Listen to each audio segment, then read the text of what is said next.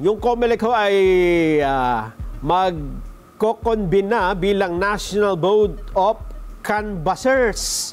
Pangaga nga, Madeline Berliar Moratillo. Mads, ano oras? Yes, Delson at yan. Ganap na alas 3 ng hapon nga ay magko-convene yung COMELEC and Bank bilang National Board of Canvassers. Yan ay preparasyon para sa pagtatapos ng botohan mamayang alas 7 ng gabi at magiging hudyat naman para sa pagsisimula ng canvassing o pagbibilang ng election result. Pagkatapos ng botohan ng alas 7 ng gabi ay inaasahan na yung pagpasok ng mga boto mula sa presinto. Kung dati-dati yung transmission ng resulta kasi ay papunta ng central at transparency server, sa bagong teknolohiya ay magiging send to all na ito. Ibig sabihin, sabay-sabay o mula sa electoral board patungo sa consolidation and canvassing system, central server, majority server, minority server, media server at citizens arm server ay sabay-sabay na darating yung election result. Sabi ng COMELEC, hanggang alas 7 lang ang botohan, pero kung may mga nakapila pa sa polling center, papayagan naman makaboto yung hanggang makakapasok doon sa loob na tinatawag nilang 30-meter radius mula doon sa polling center. Sa mga lugar naman na nagkaroon ng delay sa pagbubukas ng botohan, gaya sa may Dato Udin Sinsuat sa Maguindanao del Norte, ay pag-aaralan ng COMELEC kung kinakailangan na i-extend yung oras ng botohan dahil nakadepende raw ito sa dami ng mga botante sa lugar. Aminado naman yung COMELEC na may ilang makina yung pinalitan kanina dahil sa inabot raw ng 3 hanggang 4 na beses na iniluluwa yung makina bago ito tinatanggap muli. So nakakapagpabagal yan ng proseso ng botohan. Kaya kapag ganoon, sabi ng COMELEC, pinapaltan agad nila yung mga makina. Sa buong bansa, nasa 16,000 yung contingency automated counting machines na ipinakalat ng COMELEC at sa buong National Capital Region, nasa 600 yung makina na pamalit kung sakasakaling magkaroon ng aberya. Sabi ni COMELEC Chairman George Garcia, posibleng nakaapekto rito yung init ng panahon na isa lang naman sa heat test, yung battery, yung automated counting machine, pero ang hindi inaasahan ng COMELEC, yung sobrang init at sobrang humid daw na ilan sa mga nakita nila ay posible na matagal matuyo yung tinta doon sa balota. Kaya kapag pinasok na ito doon sa makina, may mga bahagi na dumidikit o naiiwan doon sa scanner ng ACM. Kaya ang bago nilang order sa mga electoral board, meron naman daw special na pamuna. So from time to time ay pupunasan na lang nila yung scanner para masiguro na hindi magkakaproblema yung machine. Pero so far, yan lang daw naman yung mga naitatalang problema sa makina. Batay na rin sa nakalap na monitoring ng COMELEC. So far, kanina nung tinanong natin, 3 machines pa lang daw yung pinapaltan, sabi ni COMELEC Chairman Garcia. Pero mamaya, pagkatapos ng pag-convene ng NBOC, muli silang magpe-press con. So alamin natin, baka meron na silang update dahil kanina sabi niya ay patuloy yung pangangalap nila ng mga datos mula sa iba pang lugar dahil baka meron lang hindi pa nakarating sa kanila na mga report patungkol dito. Samantala, sa kumalit naman na balita na meron umanong overvoting dahil yan sa nagtatapat na oval sa balota, yung page 1 at saka yung page 2. Ang paliwanag dito ni COMELEC spokesperson, Attorney John Rex Laudianco, walang magkatapat na oval ang page 1 at 2 ng balota na ginagamit sa ating pagboto. Kung meron, yun tulad nung napapareport sa social media na meron di umano na nag-overvote yung ipinasok na balota sa machine dahil sa nag-bleed o tumapat yung 2 magkatapat na oval, di umano, sabi niya yun daw ay posibleng intentional. At kung mapapatunayan na ito ay sinadya para mag-overvote yung ipinasok na balota, yan daw ay merong kaharap na parusa. Yan ay election offense na pwedeng mabilanggo ng mula 1 hanggang 6 na taon. So far, yan ang pinakahuling ulat mula dito sa Manila Hotel. Balik sa inyo, Nelson, Jen.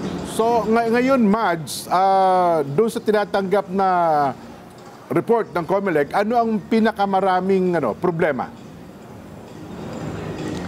Jen, actually yung sa ano yan, yung mga kababayan natin na hindi alam yung presinto, kung kaya patuloy rin yung paalala nila kasi isa yon lalo na sa mga nakatatanda, isa yon sa mga nagpapatagal ng proseso sa pagboto nila kasi pagdating nila sa polling center ay aalamin pa kung saan silang presinto boboto, medyo mahaba na rin yung pila. Sa parte naman ng Mindanao, may ilang naitala na problema gaya nung nabanggit ko sa may bahagi ng Maguindanao, yung sa may Dato Udin na meron kasing naantala yung pagbubukas ng botohan doon. Dapat kasi alas 5 ng umaga, bukas na yung botohan para sa early voting. Pero nakapagsimula doon yung botohan ng mag-aalas 10 na ng umaga kasi 9:30 na napawi yung atensyon doon dahil kasi yung supporters daw ng kabilang partido doon sa Dato Udin Sinsuat ay ang gusto nila na magsilbi sa eleksyon ay hindi mga guro kundi mga pulis. Ang sabi ng COMELEC, pwede lang na hindi yung mga guro yung magsilbi sa eleksyon kung tumanggi o nag-withdraw yung mga guro. Pero sa sitwasyon, willing naman na mag-serve sa eleksyon yung mga guro. Kung kaya nagpatulong na sa Marines yung COMELEC at napawi yung tensyon, sa huli ay pinayagan din na makadaan yung mga miyembro ng Electoral Board. Ayun. Pero yung complaint na pag ipinasok yung balota na hindi binabasa kaagad, hindi ba ganoon kadami ang reklamo sa buong bansa, Mads? So far, wala pa kasing natatanggap na impormasyon yung COMELEC patungkol dyan, Jen. Ang natatanggap pa lang nila yung doon sa mga balota na iniluluwa ng makina. Pero mamaya sa press con, ipa-follow up natin. Baka dahil hapon na, baka mas marami ng mga datos yung nakalap ng Commission on Elections dito. Kasi si Pangulong Bongbong Marcos, twice, di ba? Oho. Si House Speaker Martin Romualdez pala, Nagkaroon na ng ganung experience? teka, Oo. 3 beses. 3 beses pinasok na hindi tinanggap. Ayaw tanggapin yung boto niya. Mukhang ito yung Oo, yun nga yung karaniwan, ano, Mads? Yun yung sinasabi ng COMELEC. Oo, yun yung sinasabi nga ng COMELEC na dahil nga sa sobrang initaw ng panahon, idagdag pa yung humid, ay matagal matuyo yung tinta. Yun yung nakikita nilang dahilan. Matagal daw kasi matuyo yung tinta sa balota. Yung iba kasi baka napadiin, masyadong marami yung tinta, so hindi agad siya natuyo. So nung ipasok sa makina, dun sa scanner, may mga part ng tinta yung naiwan. Kung kaya sa bagong order ng COMELEC sa mga electoral board, ay inuutusan nila na from time to time ay punasan yung scanner. Meron naman daw kasamang special na pamunas doon sa makina para malinis at maiwasan yung mga ganitong aberya. Yung bang nangyari sa Marawi na nag-riot yung mga poll watcher? Nakarating na ba sa COMELEC ito, Mads? Hindi pa nagbibigay ng update patungkol dyan ang Commission on Elections, Nelson. Mamaya ipa-follow up din natin yung patungkol dyan. Ayan. So nag-convene na ang COMELEC as National Board of Canvasser kasi kadalasan dyan, Jen, di ba, Mads?